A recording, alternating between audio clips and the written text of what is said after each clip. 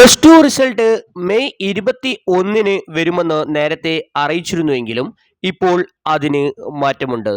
+2 റിസൾട്ടിന്റെ പുതുക്കിയ തീയതിയോടൊപ്പം +1 റിസൾട്ട് എപ്പോൾ വരും എന്നത് സംബന്ധിച്ച അറിയിപ്പുമാണ് ഇന്നത്തെ വീഡിയോയിൽ നിങ്ങളുമായി പങ്കുവെക്കുന്നത്.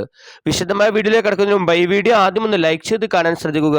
ഉപകാരപ്രദമായാൽ നിങ്ങളുടെ സുഹൃത്തുക്കൾക്ക് ഷെയർ ചെയ്യാനും ഇത്തരത്തിലുള്ള ഇൻഫോർമേറ്റീവായ വീഡിയോകൾ എല്ലാ ദിവസവും നിങ്ങളുടെ മൊബൈലിൽ ലഭിക്കുന്നതിനായി ഈ ചാനൽ സബ്സ്ക്രൈബ് ചെയ്യാനും മറക്കാതിരിക്കുക. നമുക്ക് നേരെ വീഡിയോയിലേക്ക് കടക്കാം.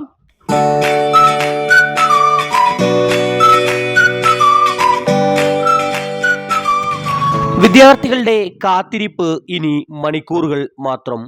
+2 വൊക്കേഷണൽ ഹയർ സെക്കൻഡറി പരീക്ഷാഫലം ഉടൻ വരുന്നു.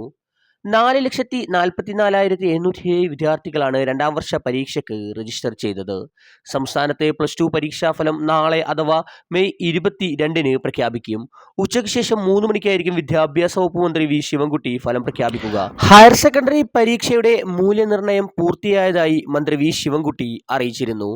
4,44,000-ൽ പരം വിദ്യാർത്ഥികളാണ് രണ്ടാം വർഷ പരീക്ഷയ്ക്ക് രജിസ്റ്റർ ചെയ്തത്. ഇതേസമയം ഒന്നാം വർഷ ഹയർ സെക്കൻഡറി പരീക്ഷയുടെ മൂല്യനിർണ്ണയവും നടന്നു വരികയാണ്. ടാബുലേഷൻ പ്രവൃത്തികൾ പൂർത്തിയാക്കി ഒന്നാം വർഷ പരീക്ഷാ ഫലം ജൂൺ മാസം പ്രസിദ്ധീകരിക്കുന്നതാണെന്ന് മന്ത്രി അറിയിച്ചു.